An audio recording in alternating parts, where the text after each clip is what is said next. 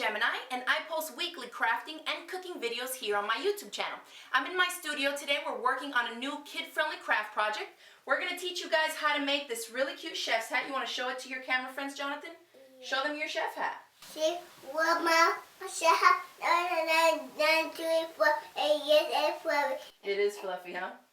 So this year, the 2012 Olympics are already over. In my house, we happen to have recorded a lot of the different episodes. And so what I do is we like to replay back things like this opening ceremony, where you see people walking out the different countries of the world. And so my son and I will get on the computer and do some research and see if we can find a recipe that we can recreate in our home that represents that country or that comes from that specific culture.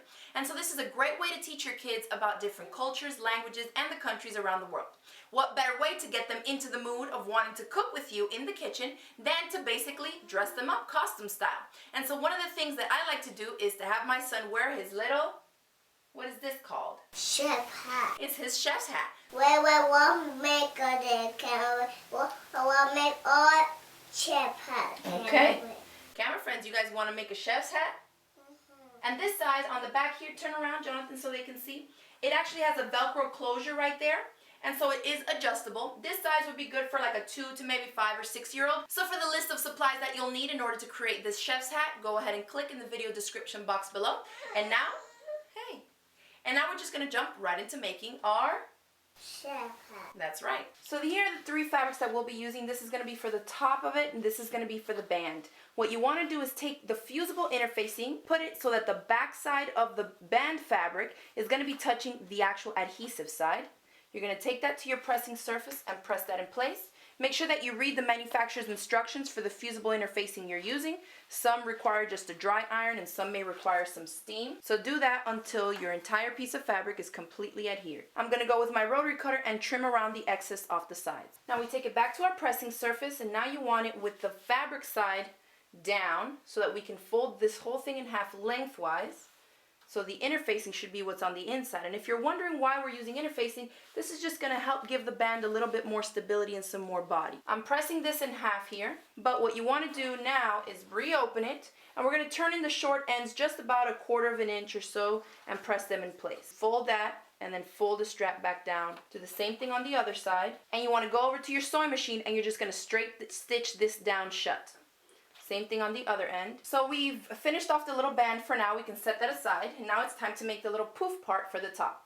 I have my square here of fabric. I'm going to fold it in 4. And then I'm going to press these 2 creases here, because I'm going to need these marks. So now that I have it in 4, I actually want to trim off. Look for the one that has the 4 individual pieces. And this is the side that we're going to trim away, and we're going to curve it around. I'll take my CD here and just place it on the top corner just to help round off these edges a little bit.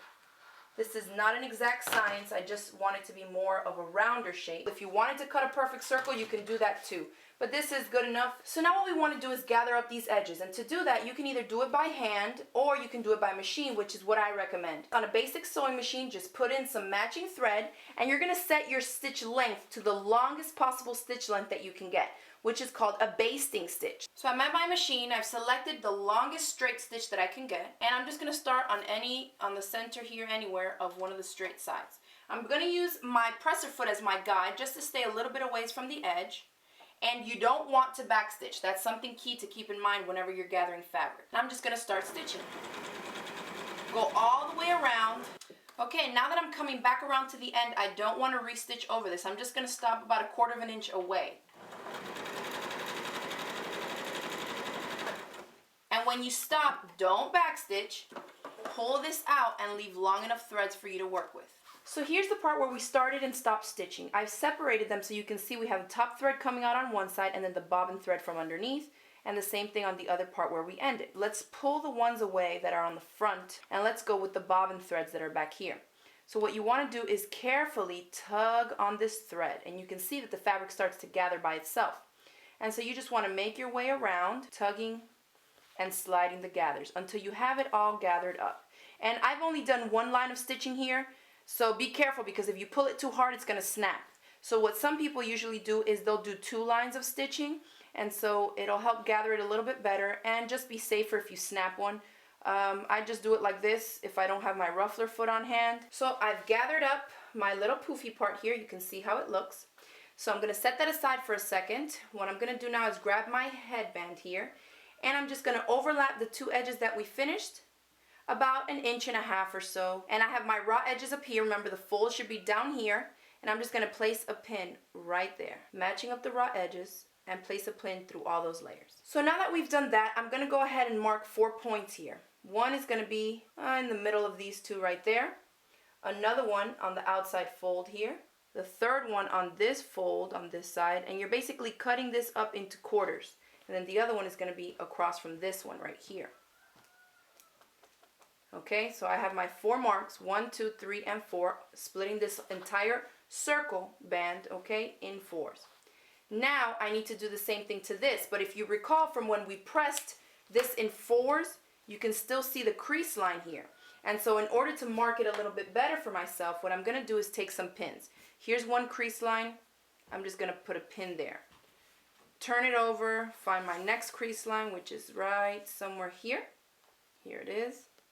Put another pin, find the third one right here, and my 4th crease is right here. And so these pins are just going to be temporary, because what we're going to do next is slip this inside this headband. Going to open up this circle, I'm going to slip this in, and now you're going to match up where we put our pins to mark the quarters. We're going to match that up with the quarter marks we did on the lower band. Put the pin where my mark is, remove the pin, matching the raw edges as best you can. And then we just have one more to do. It's really not that hard. Just use your pins as markers. So this now needs to be sewn together. So to sew something that's circular like this and kind of tight of a circle, you're going to need a machine that allows you to remove or expose the free arm here. This comes in very handy when you're sewing things in circles, okay? So what we're going to do is now on the raw edges, on the top of my pin line here, I'm going to stitch this around just using a straight stitch.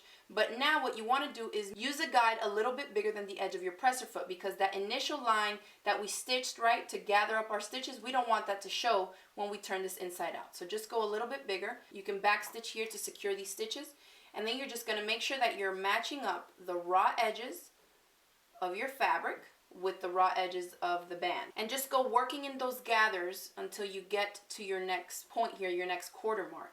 You just want to keep everything nice and even.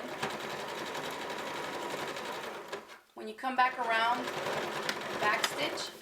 And then with all the raw edges that are exposed here, you have a few different options. You can serge them if you have a serger. You can try and clip this with pinking shears. You can just trim them down really low with a pair of scissors. You can even trim them down and then bind them. You can do really whatever you want, just depending on how neat you want it to look. But you can see here I went over a little bit. But since the top of it is real poofy, it's not going to matter too much if it's not super, super perfect. Let's turn it around just so you can see roughly how it will look. Super cute. Now all we need to do is attach our Velcro closure. Just going to lay one right here, and I'm going to stitch this down. And what I found is that it's probably better to use a zigzag stitch when you're sewing Velcro, because of a lot of taking on and off, you know, the wear and tear, you want it to hold up better. And I'm just doing black thread here so you can see it, but definitely go with a color that matches for your project. And I'm just go all the way to the end and pivot and then come back. Then for the other piece of Velcro, it's going to go this way, right? And you can kind of tighten it up as much as you need it. So this needs to be on the inside here. And the same thing, zigzag stitch. And once you're done stitching that in place, it's ready to be worn. And that's it for this video tutorial. I hope you enjoyed it. If you did, go ahead and hit this video with a thumbs up below, and feel free to share it with your friends and family. And we thank you again for watching. We'll see you next time. You say bye, Jonathan? Bye, and I'll press the button. Yes, you press the button and turn it off.